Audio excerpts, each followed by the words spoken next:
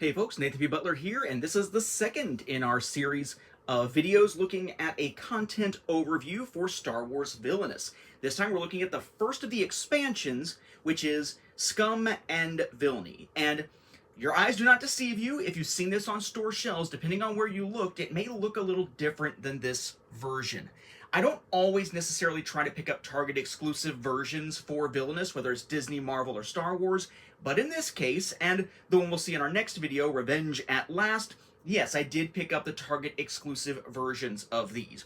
All that really means is there's an extra slipcover on each of these, and we're going to find that one of the movers is slightly updated from what the base retail version of the mover looks like. But they're not substantial changes. Some people love them, some people hate them. I could take or leave any of them, which is why I don't really tend to care whether I've got the Target exclusive version or the regular version. The only difference for me is that Target usually gets them first, so I try to get Target just so I can have it first. So, looking at Scum and Villainy here, we have Star Wars Villainous. This is sort of a cutout here in the center, as is this and this. Exclusive game piece included, Scum and Villainy. It is kind of foil around the edges there. And then the sides of the slipcover, Star Wars Villainous, here with kind of the bullet hole looking thing. And the same thing basically on the other side. And then, of course, the other ends, they're just going to be for the regular box, Star Wars Villainous, Star Wars Villainous. We're going to look at the back here, but we're going to focus in on the back of the slipcover because that will let us see a difference in the movers here as we go between the back of the slipcover and the back of the box. So we'll only really need to read through it once. As always, at the top, it'll tell you how many characters and which characters there are in the box. The base game, Power of the Dark Side, that was 5 different characters as we saw. General Grievous, Asajj Ventress, Darth Vader, Kylo Ren, and Moff Gideon. Now with Scum and Villainy, we get 3, Boba Fett, Cad Bane, and the 7th sister. Evil for hire. Meet your destiny as Star Wars' Boba Fett, 7th sister, or Cad Bane. Wield your sinister influence and unique abilities to manipulate events in your favor. Are you powerful and clever enough to fulfill your dark destiny before your opponents? Choose your villain. Play with Boba Fett, 7th sister, or Cad Bane, or mix and match with villains from other Star Wars Villainous games. I mentioned this last time. Basically, each character is essentially self-contained, but so is every expansion or every box you might get. So any given box, at least so far, is going to essentially give you enough to play by itself. You don't need anything beyond this box for a 3-player game with Boba Fett, Cad Bane, and 7th sister if that's all you want to use. But essentially, each character is self-contained in the sense that it has its own special components, possibly. It has its mover, and it has its sector board. And you can mix and match what you're playing and who you're playing against across all the different Star Wars boxes. Now that said, that isn't to say that it's always going to necessarily be that way. Because we have seen, for example, with Marvel, they put out a box that was just Venom. You would need someone else to play against. But so far, every Star Wars box has come with either 5, 3, or as we'll see in the next one, 2 different villains to play with. All of which can be mixed and matched, or you can just play each box by itself. Control your sector. Explore your sector to earn credits, recruit allies, deploy ships, and set obstacles in the way of your opponents. And then, fulfill your destiny. Achieve your objective before the other villains to defeat them. Every villain uses unique abilities and strategies to win. Then a little notice here, play this game on its own or mix and match with villains from other Star Wars Villainous titles, which I kind of already addressed up there. Age 10 plus, 2 to 4 players, but notice here, not out of this box. Even though it says 2 to 4, you can play with 2 or 3 if you're playing in sort of the standard mode. If you do want to play solo, you could play solo using those quarantine rules I mentioned before. They are on BGG. They are not official, but they are a very nice set of rules that sort of work on a timer for this particular game. But obviously you can't play a 4-player game with only 3 villains. 20 minutes per player, learn to play link, various iconography, legalese, UPC, company name, all that good stuff here. The most important thing about this back is, let's look at this for comparison in a moment. We have our 3 movers shown here. These are the movers we're going to see in the actual box, so we don't need to look too closely at them. But make a note here of Boba Fett, where he's kind of less see-through than the other 2, and you can definitely see the definition of his helmet. Now let's take off the slipcover. We're going to actually start with the back to make that immediate comparison. This is the Boba Fett mover in the regular version of the game here. Okay? Less defined, little more see-through than the one that's in the Target exclusive version. All this stuff, effectively the same. There's your side. Looks a little different just because it doesn't have that extra sort of bar of coloration to go with the slipcover. And then there's the regular cover, just Star Wars Villainous, Scum and Villainy, nothing about an exclusive mover or anything like that. And that, of course, was a piece of the art that was showing through the cut in the slipcover. Now, that box size is essentially the same size as what we would expect from any kind of expansion to any of the Villainous games. So, unsurprisingly, if you played any of the others, yes, we have our instruction booklet, but it is a very different size than what we saw with Power of the Dark Side. Has all the information that you need here. And I would note, it includes specific information about contacts in this case. If you look through it, you're going to find that it doesn't really get into missions, right? Missions were necessary when we were looking back at Power of the Dark Side because, of course, Asajj Ventress used missions. Nothing with missions here, but we do have this special section all about contacts and how bounties work, because Boba Fett, Cad Bane, they're bounty hunters. There's a bounty hunting mechanism built into how their characters will play. They've got that included here. So it's not exactly the same rule book, even if you swap out images of the different movers and whatnot as examples. It's not exactly the same rule book as what you got with the base game. Don't throw them out, because this box includes everything you need to be able to play. That does mean we have some redundancy with the tokens.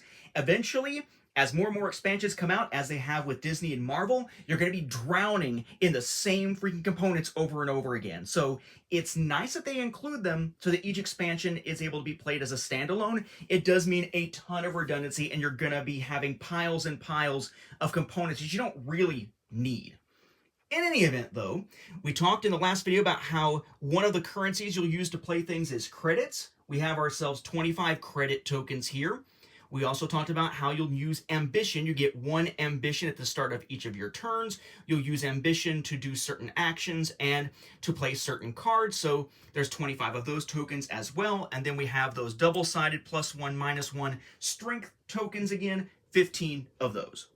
And I may just be weird for thinking this, but I do find it odd that for a game that now has 3 different characters to play as rather than 5, you still have the exact same number of tokens, 25, 25, and 15 that we saw in Power of the Dark Side.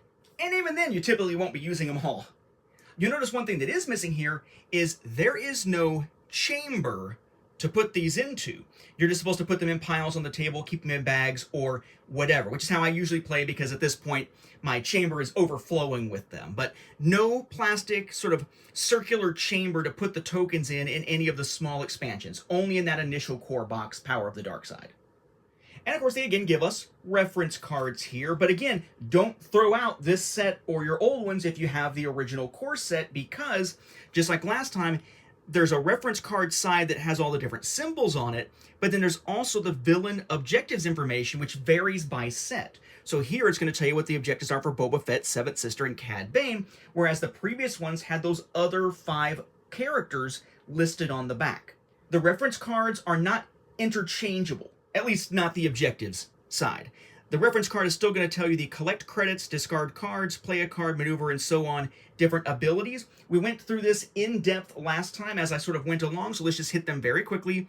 If you land on collect credits, there'll be a number inside. It tells you to collect that many credits.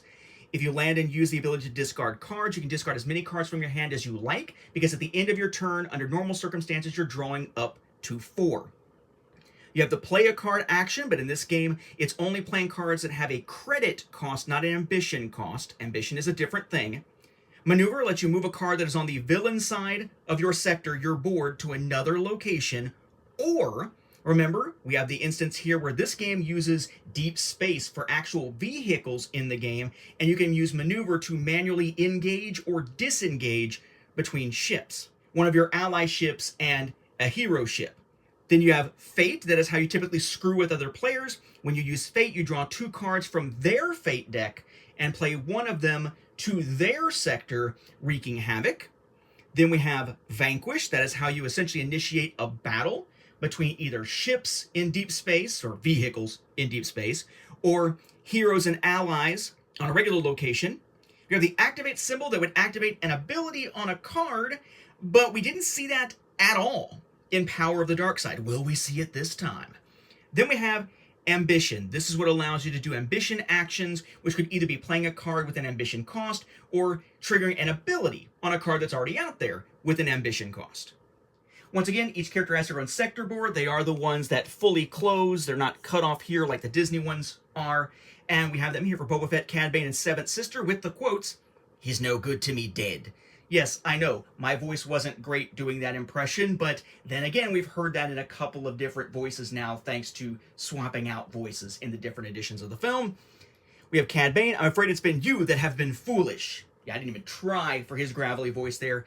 And the Seventh Sister, no, I'm not going to do my best Buffy Sarah Michelle Gellar impression either. "I only need you alive. That doesn't mean in one piece." So let's take a look at him, starting with Boba Fett. So here we've got Boba all set up here. Here is Boba's mover. Again, this is the exclusive Target one. Normally it wouldn't be as detailed and it'd be a little bit more clear, but this just happens to be the one that I got because it was the one from Target. His objective here is to complete 4 bounties. Now, unlike missions, which when we saw Asajj Ventress were set aside at the beginning of the game, and you always had one played to begin with, that is not how bounties are going to work. Bounties work a lot like missions, but there are some key differences. The first being that the bounties are all inside the villain deck, and you're going to need contacts to use to even put the bounties into play in the first place, and the contacts are also there inside the deck. So, looks like it's time to take a look at Boba's villain deck. So again, a villain deck is 30 cards. Here is his card back here, again, stylized. They always kind of have that sort of up from the center, out to the sides thing, but a different design for each character and a different color scheme typically. Here you go, with green for Boba Fett and his name at the bottom. This one's going to get a little bit weird, so let's take it one chunk at a time. So first off, he does not have any allies. Instead, he has a special version of characters called a bounty hunter.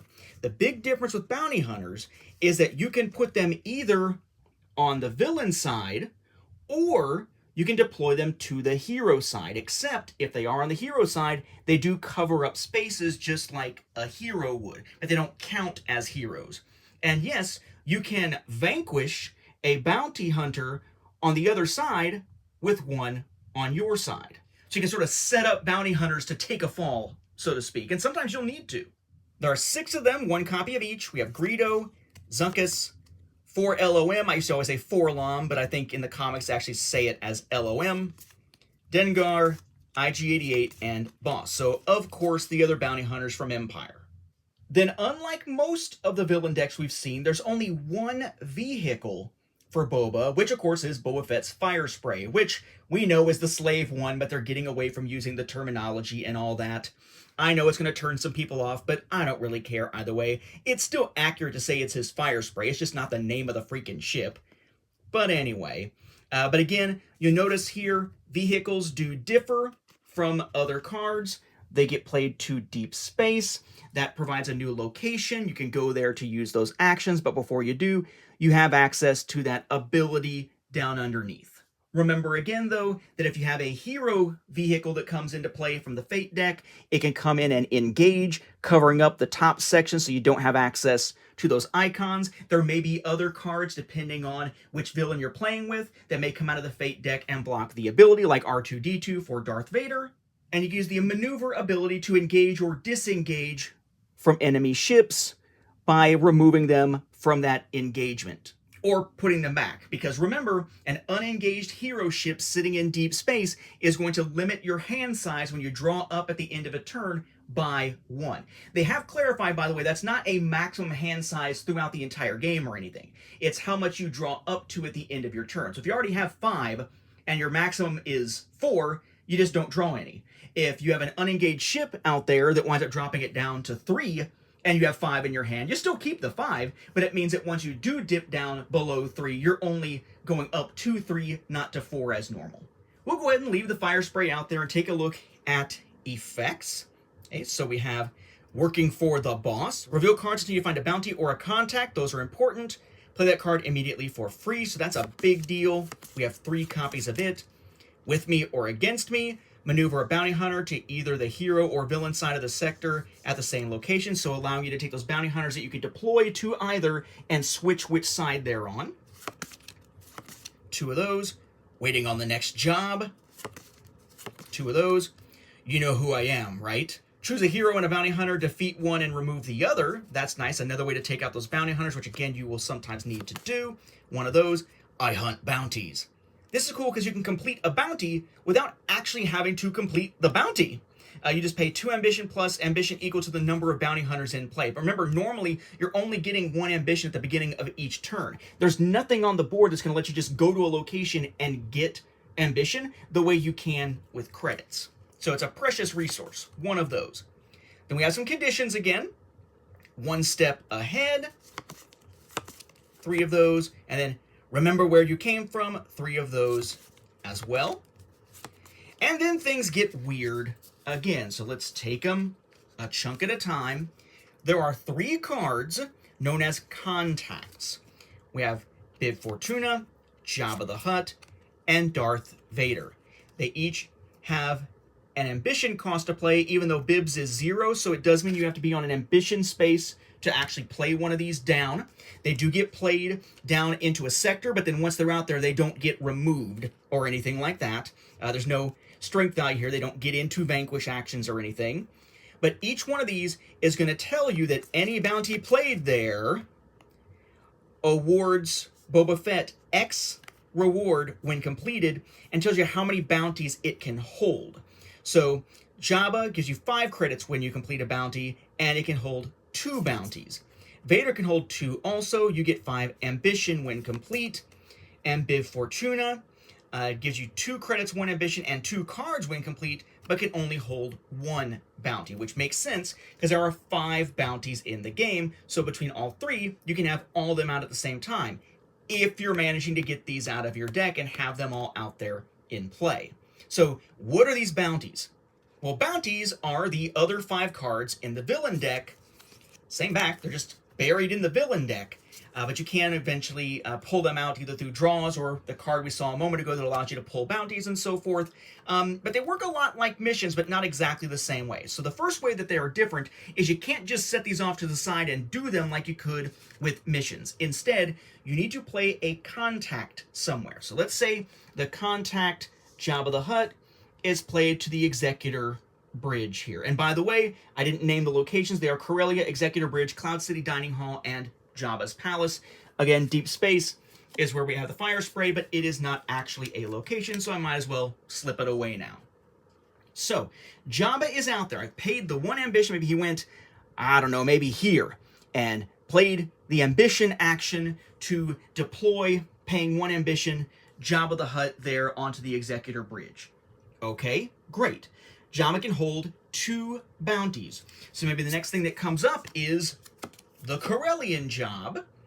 It's a bounty. You have a deploy cost of 0, again, for an ambition action. So maybe next turn, he goes over here, uses the ambition action, cost of 0. You play the bounty onto the contact, almost like an attachment, or just there with it. I like to still be able to see the text there, but you can slip it underneath because you don't need the art or the cost again. And it's going to tell you how this is going to work. Again, very much like a mission. So, what you got up at the top says play to a contact. They all say play to a contact. You have to. And then, just like with missions, there is some type of ambition cost thing that you can do, which does not require an ambition action, unlike most of the time that comes up, that allows you to do something on your turn as a free action or an action that doesn't require a symbol but might have a cost to it in ambition, to do something to help you make progress. In this case, find any bounty hunter and put it into your hand, so taking it out of your deck. Then to progress, or it's progress, but I say to progress because that's, the verb version, you need to have Bosk in play at Corellia, so down here. You need to defeat a bounty hunter, which, again, is why you would take a bounty hunter, and when you deploy them, put them actually out here in the hero side, not on the villain side. So you could have a bounty hunter come out on the villain side, use a vanquish action to have them attack each other, knock out that bounty hunter on the hero side, and boom, defeat a bounty hunter. then you'll need to pay 6 credits at one time. Kind of like the ambition costs and stuff like that we see on other things, like, turning loot to the dark side and that sort of thing. And the reward, in this case, again, comes from what the contact gives. On a mission, you may recall that as you made progress, you were putting ambition tokens on it. And the reward was actually the same as what you've been putting on it to count. So like if it had 3 things you need to make progress on, you'd put 3 ambition tokens on it as you were completing it, and then the reward was to take those as your reward and complete the mission. In this case, you can track it with anything. Just stick anything on there. It says literally any token. So if the many, many tokens you have, just stick some on there to help you track it. But when it's done, you don't get whatever you put on there like you do for a mission. Instead, you just get whatever the contact says. And you notice the card type is down here as bounty. So we have the Corellian job. Then the other 4 are I Need Him Alive, Search for Rebels, War of the Bounty Hunters, right, like the comic arc, and Revenge. Then, of course, he's going to have his 15-card Fate deck to have things that could go wrong. This, to me, is an interesting one because of the sheer number of heroes that are in the deck opposing Boba Fett. So we have Lando Calrissian, C-3PO, R2-D2, Chewbacca, Han Solo, Leia Organa, and Luke Skywalker. Then we have our effects. There's only 2 of them. We have Empty-Handed, which kind of sucks because, it's meant to suck. That's what the Fate deck is for. Another character, another player will land on Fate on their particular location board, get to draw 2 cards from your Fate deck and play 1 against you. So, Empty-Handed, if you have a bounty with no progress tokens on it, you gotta put it into the discard pile. I think it said discard, but it says remove to the discard pile, whatever, same kind of thing. There are 3 of those, and then 3 also of becoming the bounty. Maneuver all bounty hunters to the hero side of the sector at the same location. If no bounty hunters are in play, remove up to 5 credits from Boba Fett. Ouch, just hitting him in the wallet. Only 1 vehicle again this time, the Millennium Falcon, again playing with bounty hunters. Notice how the keywords are all bold in their various colors. We saw that before, but I didn't really call it out. Then we have 1 restriction here, no disintegrations. Boba Fett cannot take vanquish actions. No disintegrations is removed when Boba Fett pays 3 ambition. So if you've got one of those bounties that requires you to vanquish maybe another bounty hunter, too bad, until you pay some ambition to get rid of no disintegrations. So kind of a standard deck in the sense that it's just there to flummox you, just there to throw off your progress and just make it harder to meet your objective. And I didn't show it, but again, those guides come for every character that tells you what exactly it is you need to do and some suggestions of different mechanisms to play with that particular character. But that brings us to Cad Bane, who of course was a mentor to Boba, as we know sort of in the background with some of those unproduced scripts and whatnot for the Clone Wars, and of course who will face off with Boba and his people in the Book of Boba Fett. We have Coruscant, Blackstall Station, The Box, and Boravio here as his locations. His goal is to collect 5 target tokens, and there are 10 of these target tokens here in the game. Question is, how does he get them?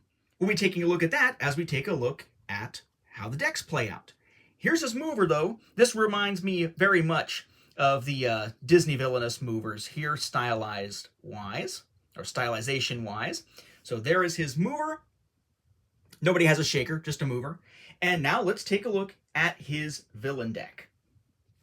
So there's the back of Cad Bane's villain deck there with the blue.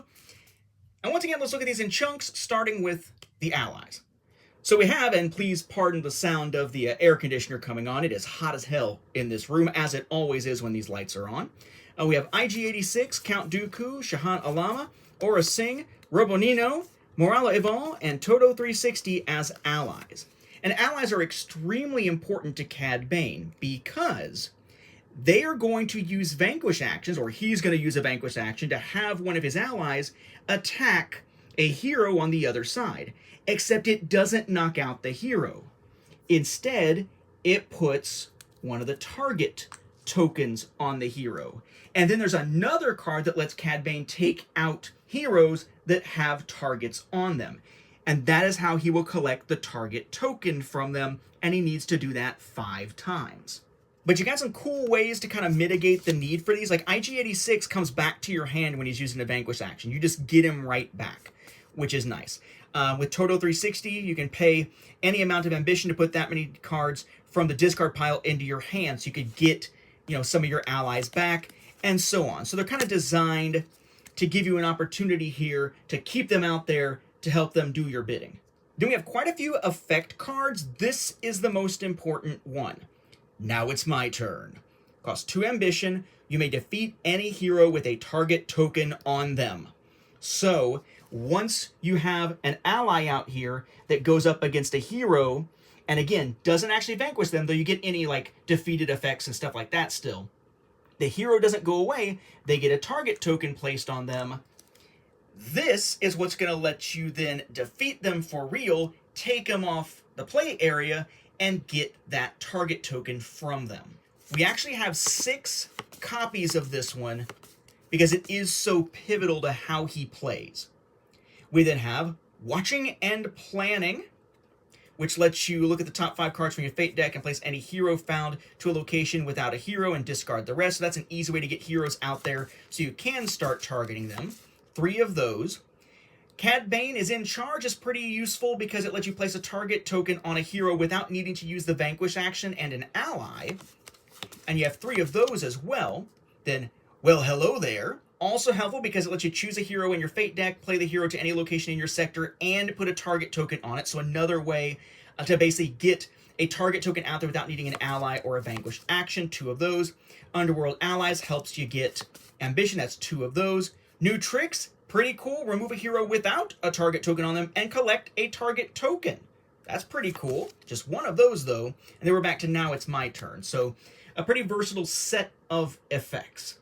As for vehicles, he has 2, the Xanadu Blood and the Justifier here. And then 2 copies each of 2 different conditions. We have Triple My Usual Rates, which helps you get credits. And then That Is Not a Clone Trooper, which is another one to help you get allies. Then we have his 15-card Fate deck here. Obi-Wan Kenobi is the one that actually directly deals with target tokens. So at the start of Cad Bane's turn, remove a target token from Obi-Wan Kenobi if there is one on him.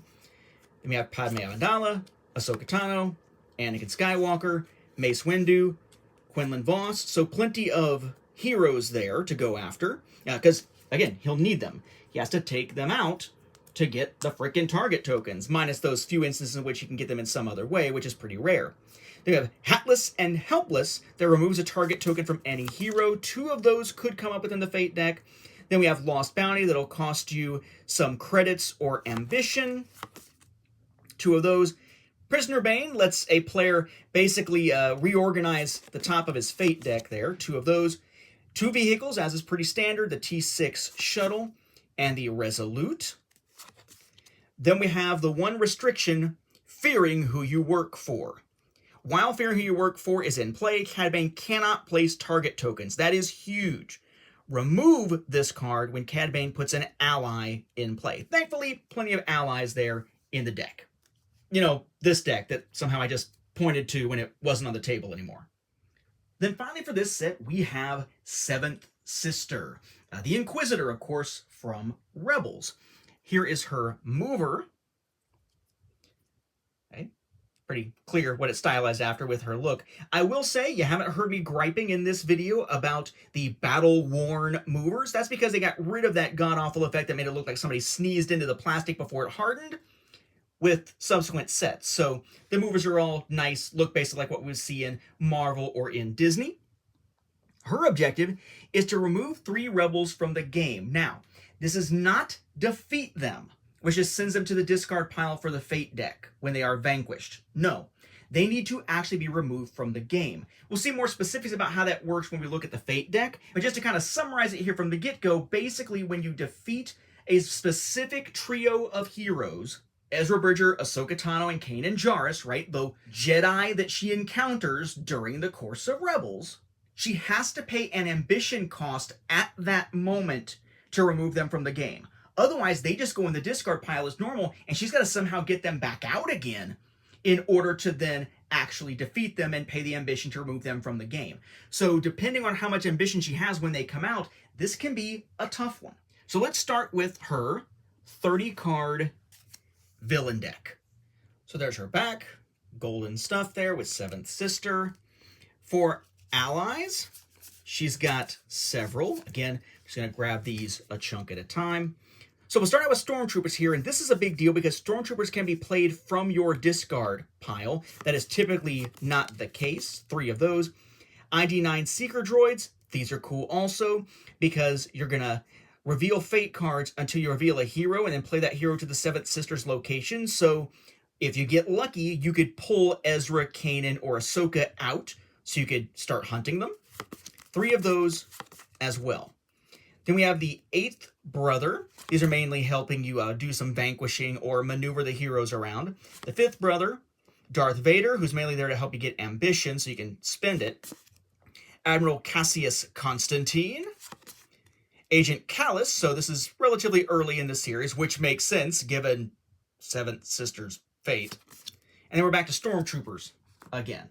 Then we have her effects. We have It's Never a Fair Fight. This is cool because you can take an ambition token from the supply and place it on a hero that can be removed from the game. So one of those 3 targets. This token counts toward that hero's cost to be removed from the game. So maybe you're not ready to take him out yet, but just by using an ambition action with a cost of 0, you can put one of those tokens out there on them to be prepared to pay that cost to remove them from the game when you actually do defeat them. 3 of those, as I try not to damage them moving them around. Then we have Acrobatic Attack, take a Vanquish action, reduce any ambition cost by 3 to remove that character from the game. We'll see how that plays into them when we actually look at the Fate deck here. 2 of those. New Opportunities, this is nice just in case you wind up defeating one of them and they go into the discard, or maybe another player playing a Fate action against you decides to discard them. Discard an ally. Play a hero from your Fate discard pile to the 7th Sister's location. So you can pull them back out. 2 of those. I don't have time to waste. Also dealing with maneuvering and hurting the strength of who you're going up against. A couple of those. Inquisitors. Gets you some allies back quickly. Gets one of them into your hand and the other ones into your villain deck from your discard pile. 2 of those. Gets you ambition, 2 of those, and then we're back to It's Never a Fair Fight again. Vehicle-wise, unsurprisingly, 2 of them. We have 5th Brother's TIE Advanced Prototype V1, which will get ambition and a card, and then 7th Sister's version of the prototype, which lets her randomly take 3 cards from the discard pile and shuffle them into her villain deck, which might get her back some useful allies depending on what is sitting in her discard pile. And again, as always, these would go into deep space and also provide those. So these are not play it, get the effect, and it's done. It's play it. Every time she moves there, this triggers, then she can use the action. So this is pretty powerful stuff here as far as vehicle actions go. Then we have 2 copies each of 2 conditions. We have Stalking Her Bait, which is weakening heroes, and then Up Close and Personal. And again, as a reminder, condition is not like stunned or disarmed or something, as you would see in most games for a condition. Condition in this game means conditional. Something happens on another player's turn, you get to play this.